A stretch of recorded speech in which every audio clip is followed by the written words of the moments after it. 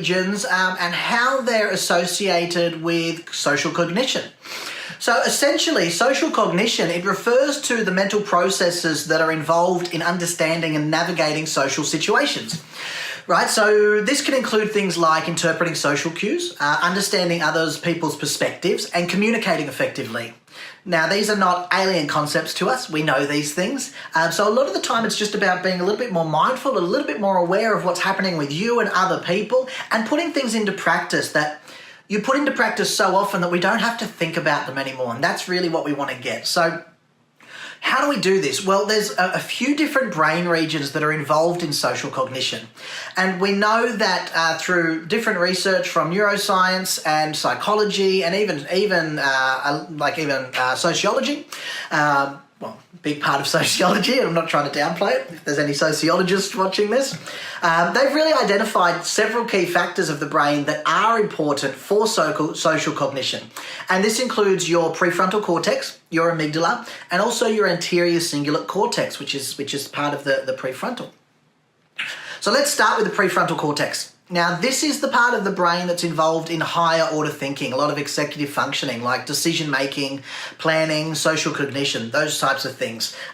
We have quite a large prefrontal cortex compared to a lot of other animals. So within that prefrontal cortex, there's several regions that are really important for social cognition, which includes your medial prefrontal cortex and the orbitofrontal cortex. Now, your medial PFC is involved in social decision-making and empathy. It helps us to understand the mental states of others, things like their belief systems, their intentions, and also their emotions. So this is crucial for effective communication and for building strong relationships. Now, your orbitofrontal cortex, on the other hand, this is more involved in reward processing. So there's a lot of, everything that we do is multifaceted and it works on a lot of different things. So this is a lot to do with social processing and also social learning. You know, we only do things, unfortunately, for rewards, and those things can be money and they can be security, but they can also be rewards to ourselves and our bodies to allow us to balance out a little bit as well.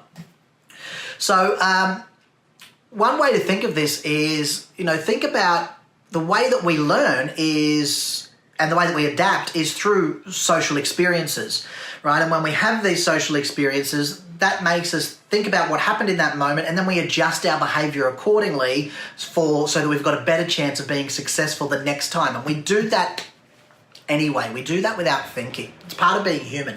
That's part of what's led us to the top of the food chain. Pow, pow. Now, this is really important for developing social skills, but it's really, really important for being able to adapt to different social situations, right? So let's move on. Let's move on to the amygdala. Now, this is that little almond-shaped structure that's located deep in your brain, right in the middle there, and it's involved in emotional processing. We know it most for fight or flight, so it's a lot to do with fear and anxiety. But it also plays a key role in social cognition because it helps us to detect and to respond to social threats. And this is how we've survived all of these years, right? So this is a very old structure. It's very primal in us. So we're very responsive and we're very aware of a lot of threats that are happening around us. We're constantly adapting and adjusting to make sure that we're safe and that we're going to get what we want out of it. So if we think about we encounter somebody who appears to be angry or hostile, right? Your amygdala, it's going to become activated and it's going to trigger that fight or flight response. Now, this can be helpful in dangerous situations. There are times when we do want that amygdala to become activated and we do want it to trigger that fight or flight response. But sometimes it can happen. We can have an amygdala hijack and it's not helpful. It's just our own anxiety or it's our own stress. Because while it can be helpful in dangerous situations, it can also lead to social anxiety or overreactivity in everyday social situations.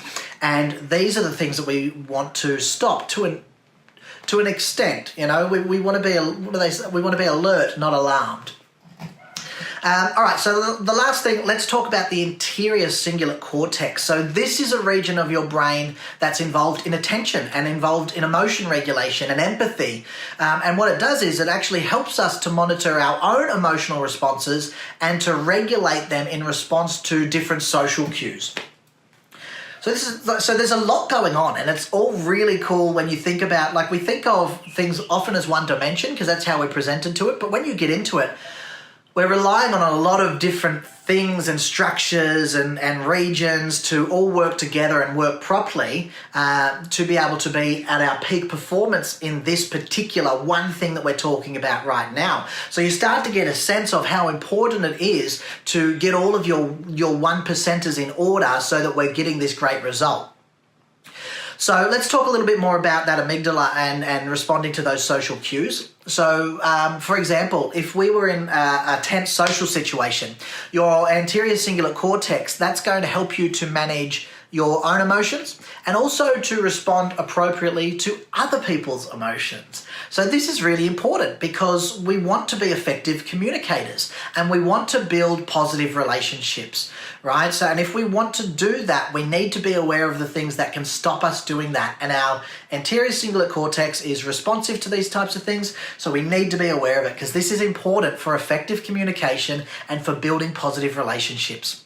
So how can we improve our social cognition and how can we leverage the power of these different brain regions? Well, we know from research that this all leads to one point that suggests that there are several different strategies that can be effective. So we know mindfulness meditation. We also do things like, well, we don't. Psychologists tend to do things like cognitive behavioral therapy.